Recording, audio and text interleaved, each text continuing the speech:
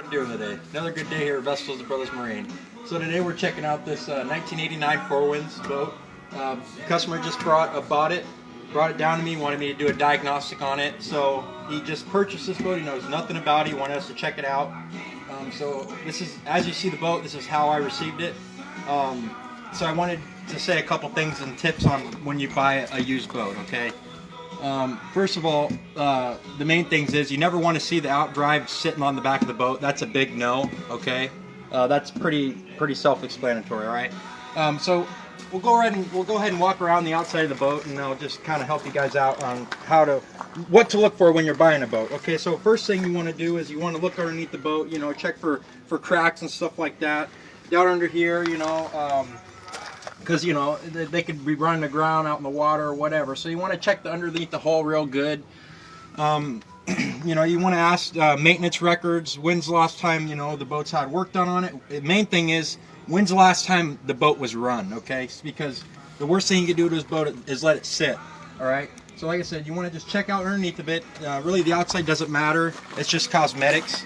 And also another thing, before you get inside the boat, you want to check out the transom assembly area, like where the outdrive should have been. You want to check for corrosion, whatnot. That'll tell you if it's been in salt water. As you can see, this one looks like it's just been in mostly fresh water. It's in pretty decent shape. I mean, besides just the wear of the age of the boat, how old it is, that's pretty typical to see a little bit. But this looks like it's mostly been fresh water. You want to make sure you check out the bellows, which are down here, all the rubber pieces, because if those go bad, your boat's going to sink. Okay, so next thing we're going to do is we're going to hop inside the boat. We're going to check it out, check the engine out, which is probably the most important thing, okay? We'll hop up in here. Now,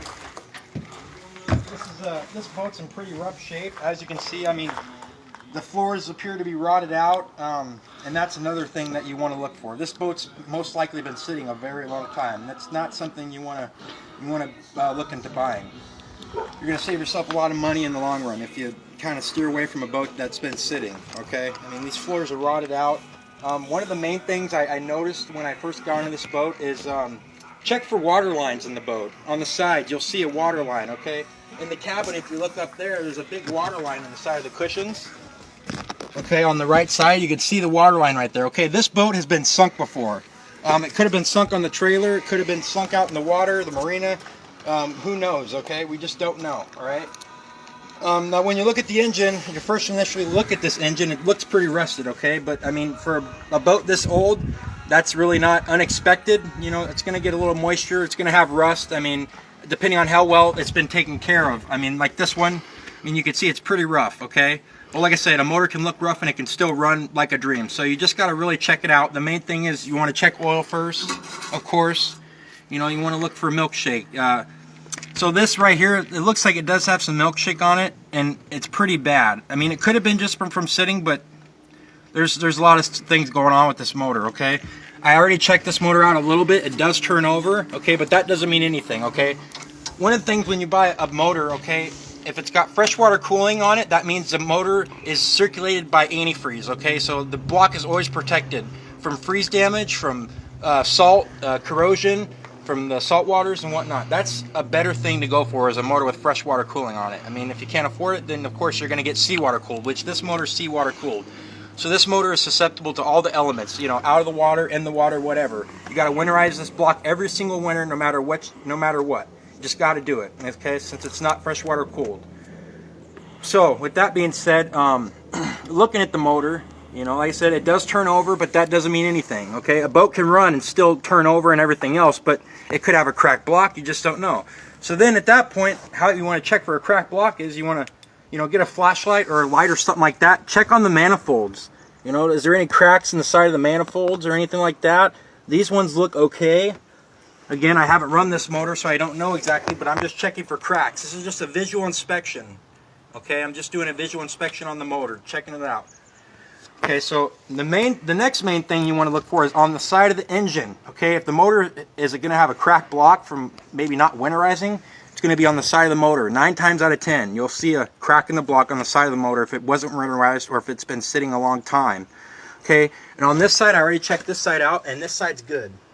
Okay, there's no cracks on this side. It's a little rusted, but that's Like I said, that's typical normal.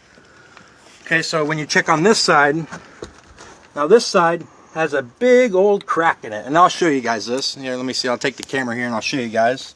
Okay, so this is what I'm talking about. Okay, if you're just buying a boat and you know nothing about boats, there's a big crack right there. You can see that white line right there. Okay, that's a huge crack.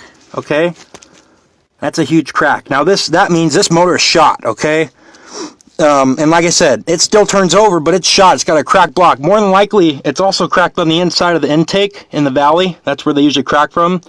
This is due from not winterizing. Okay, now if you don't know about boats and you're just going to go buy a boat and not do a marine inspection, which I highly advise, you're not going to know about crack blocks and stuff like that.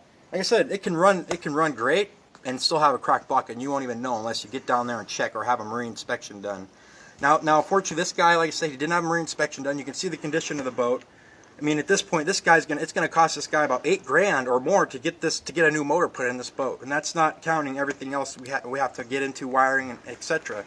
So that's why I'm doing this video, to help people out and things to look for when you're buying a boat. And I really appreciate you watching my video. Keep following my videos, and thanks for watching. Have a good day.